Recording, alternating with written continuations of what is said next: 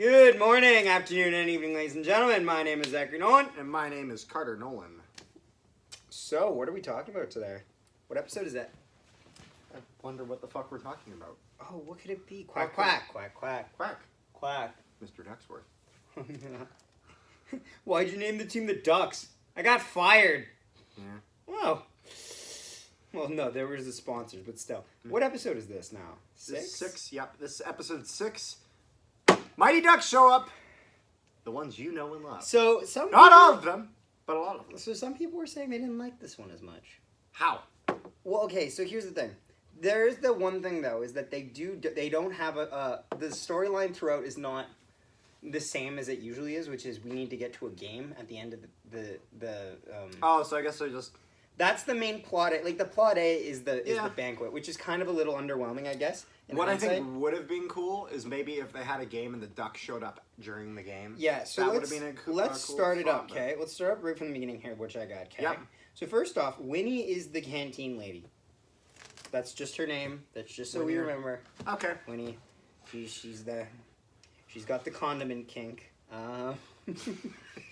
Tell me I'm wrong. Tell me I'm wrong. Tell me I'm wrong.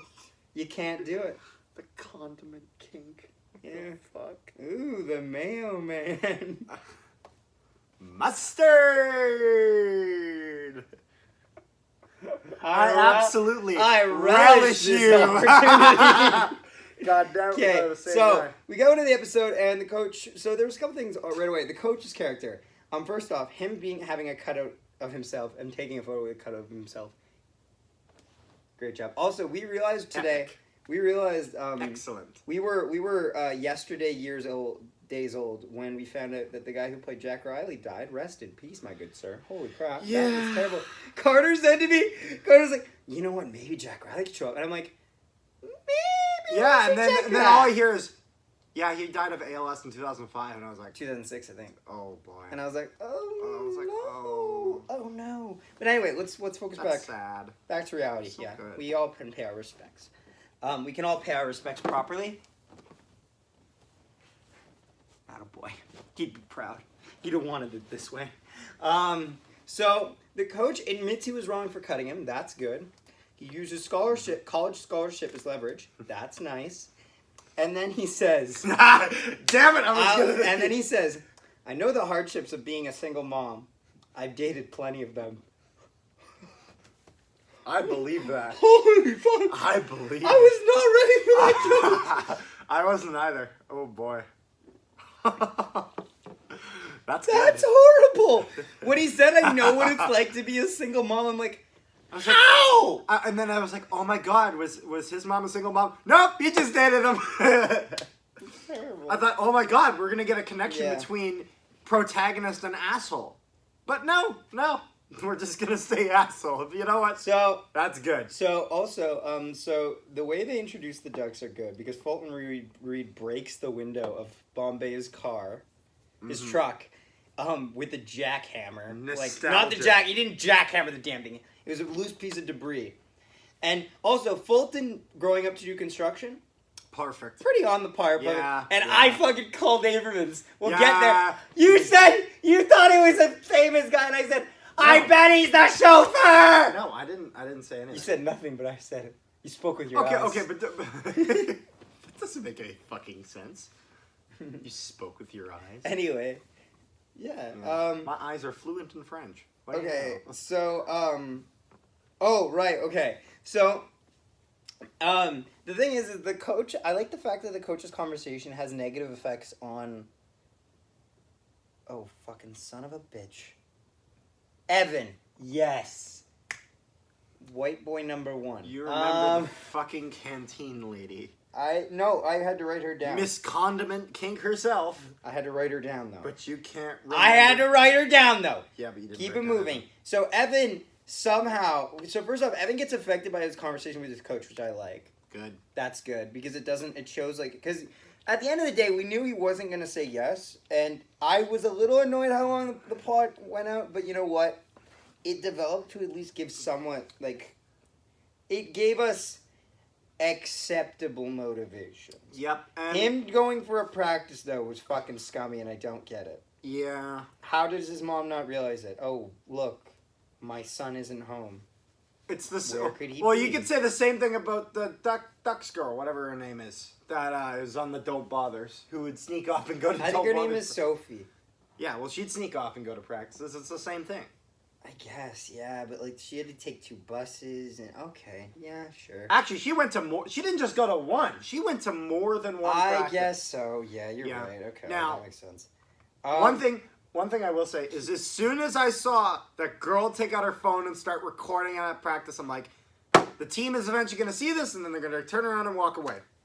Yeah, and I think everyone kind of saw that coming as soon as they saw the recording. If you're not catching on right now, so far the phones have been a bit of a problem. So far, we've had a phone disqualify someone from a slapshot competition. We've had phones lead to arguments about TikToks, which is the only way TikTok should ever be invited into this world. I'm sorry, what? Who said that? And they used TikTok in another way of that girl deleting her own TikTok, and then remember, she posted the thing with the other chick, like when they were developing the 2 females. That's what I was saying. They were arguing over it. Oh, I thought you were talking about the one of the mom screaming in the first episode. Fuck that too. Right. Oh, okay. Right. Okay, so we got 4. But anyway. No, but that's good.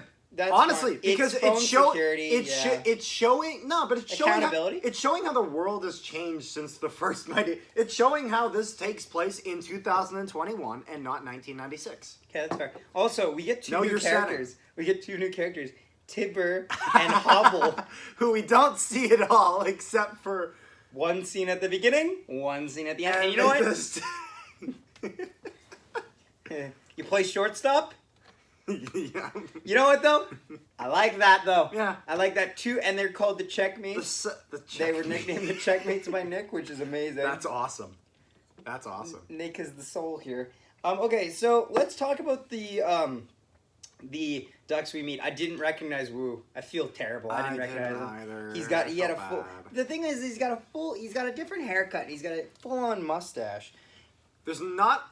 Yeah. And he only started in D2, so you didn't get like the full extension of his features. Yep. Like you only really developed his look until like 2 and 3. Now. And 3, there's a huge cast in 3 and 2. Yeah, interesting plot line. Charlie ain't there.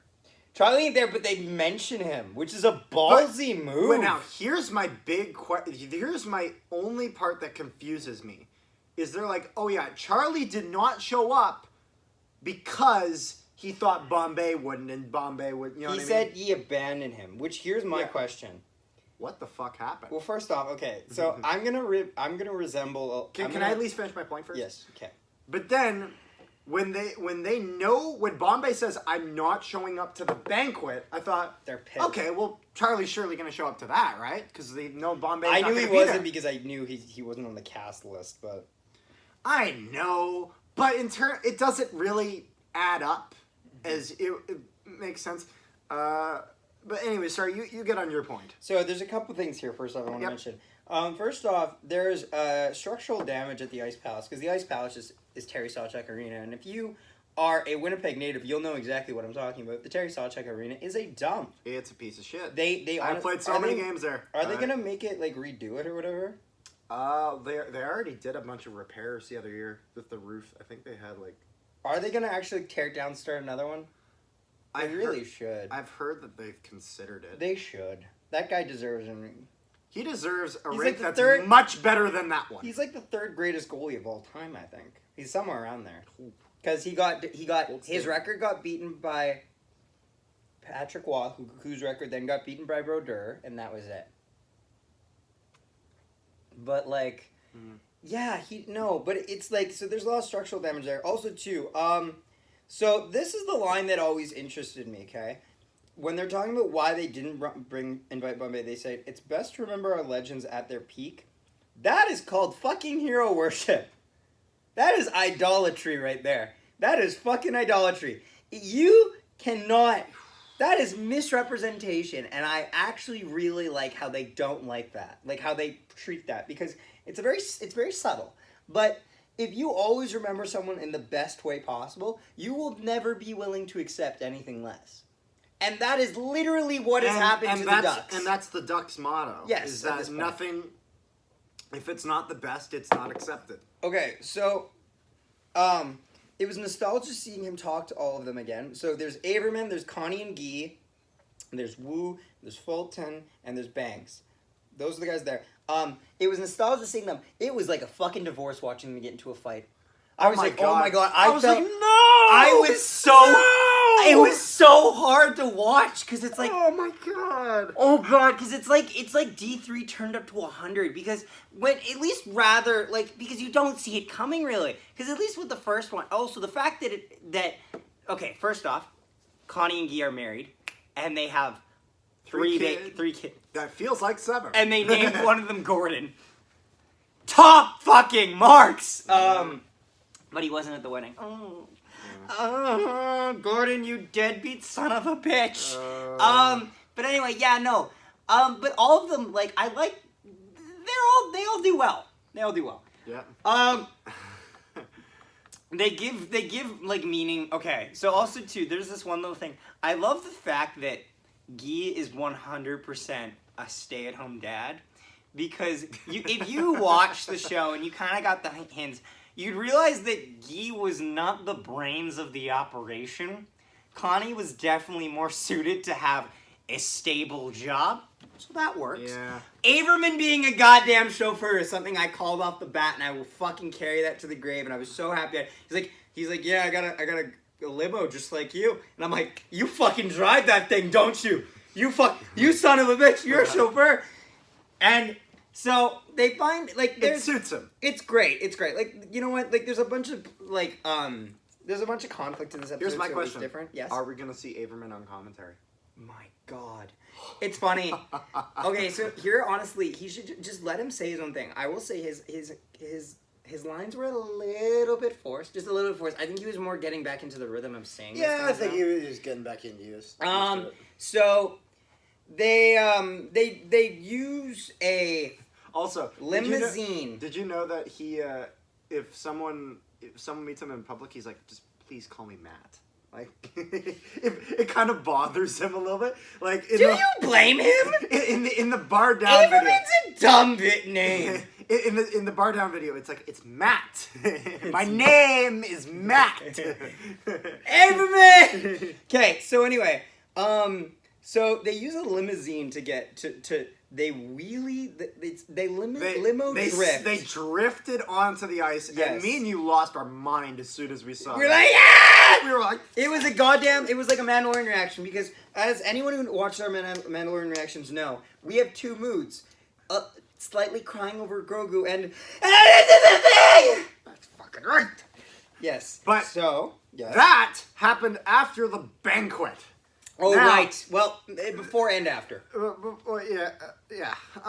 Anyways, but actually, it was sort of during the banquet. Actually, now thinking about it. Mm-hmm. But yeah, they get there. They do the whole thing. The mom has to like.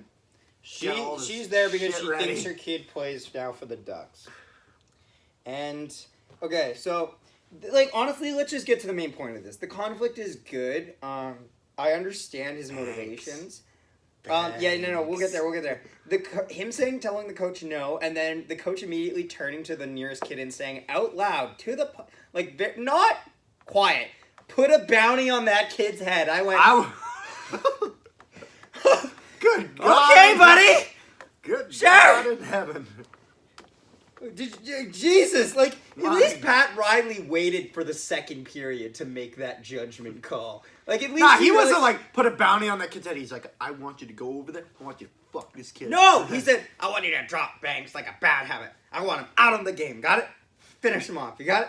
Yeah. Okay. And then they go, and you can tell that one guy, the guy who's gonna deliver the hit, because one's wearing a helmet and one's supposed to look like a fucking human being without his helmet on.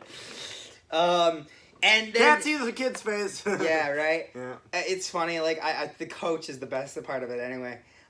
He's awesome. He's great. He's done so so well. good. So well. So good as a heel. So punchable. With the hair, with the full look. Anyway. Sick, yeah. And then they pretty much hijack the thing. They enter via Flying V. Also, the banquet's held on the ice. So also, one thing I want to mention, it's a very small thing, completely unrelated. I love how they have Logan have a bad hair day. Yeah, what the fuck? That was funny. Yeah, that was good. That was good. Yeah. That's just a little subplot there. That's just like, yeah, Yeah. it's solid. Because his hair, because the hair is half the character, and that's Yeah. totally fine. I will just forever call that kid William Nylander. It's William Nylander. It is. It's William Nylander. Yeah. William Nylander is actually not even like he's Swedish descent, but he's actually he was born in Canada. Because it was like one of those things like it's like how Max Domi's Canadian because he was born when Ty Domi played for the Winnipeg Iserman's Jets. Canadian? No, Iserman's just Canadian in general. Okay. It's not because his parents played for an NHL team. Oh, yeah. He's He's just Iserman, Canadian. Yeah, fair enough. Who Okay. the fuck else is named Iserman? Exactly. Yeah, exactly. It's not like Johnson. Okay. Anyway, that was keep the going. point, actually.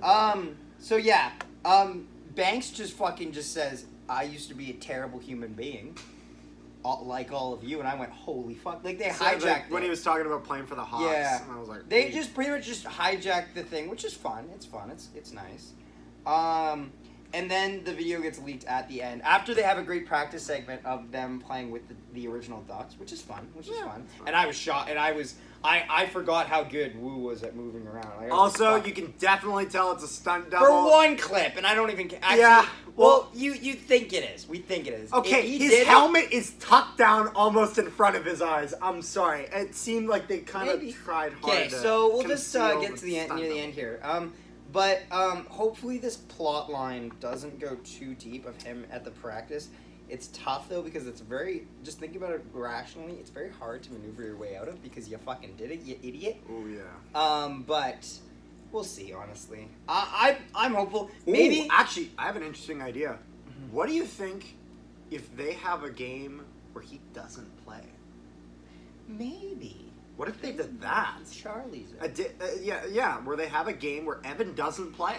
Maybe. Everyone else is on the ice. Well, do now their they thing. actually have the bodies to do it. And you Yeah. know what? Timber in trouble. I don't give a fuck if they're going to be the background Also- people. Having more kids on the team, that's kind of what they Also, needed. are you allowed to pick up players like halfway into a season? Yes, I did it. We did it, actually. We picked up Riley Cross one year. He just wanted to play, and we were like, all right, sign up, kid. I guess it depends on the age level. Well, The level. it was literally our last year. No, I meant like the level. Probably the level. I'm talking like AAA and A3. There's probably different standards for that. Well, I'm not in either of them. I'm I zero know, one. but the Don't point is, besmirch me! I'm not. I literally. It's hard enough to make it as a goalie as it is. Anyway, but can we, we'll take this home now. Yeah, I don't really think there's much more. Yeah, no, we're excited. This episode, maybe in terms of like, it wasn't full with action, but it was very nostalgic, which is nice. Yeah, and you know who I thought looked in the almost like the best condition for the original Ducks. Yeah, Reed for sure. Reed. Well, Reed has also been. Banks is a lawyer, isn't he? No. He's He's not not a lawyer. He's not a lawyer. He's a public defender, which Public means defender. he has to. He's the guy who represents the people that can't pay for lawyers. Oh, That's the same thing that. What a good person. That's the same thing that Nick Wilson was, the guy who won Survivor David vs. Goliath. He did the same job. oh, he was too. Yeah. That he used that in his tribal council speech. Yeah, we're big Survivor fans. But anyway, yeah. So we're gonna leave it here. Thank you to everyone who has watched it this far, especially. Go ahead and leave a like on the video, and don't forget to subscribe because our goal is like 400, and maybe we could hit it before like our birthdays, which is May 5th and May 7th. We're actually really close, which is amazing. We're like 24 away. Yeah. Like holy shit. Exciting. You know, statistically speaking, if we lose a couple more games, we'll get like 10. But if we win a couple games, we'll get like 3. But you know what? I'm willing to take those chances. But yeah, don't forget to subscribe and follow us on Instagram at No One Hockey Podcast so you can just find out whenever we're posting For sure. things, and or like hit the notification for that too because that does. We respond to all comments as well as all. I respond to everything. as So all, comment down as below. well as all DMs to the Instagram. Yes, that's Carter. That's more my Yeah. realm, So but, yeah. thank you for watching, and we will see you next time. Quack quack Quack. quack Gotta do my double thumb. quack Quack. quack. Oh, come on.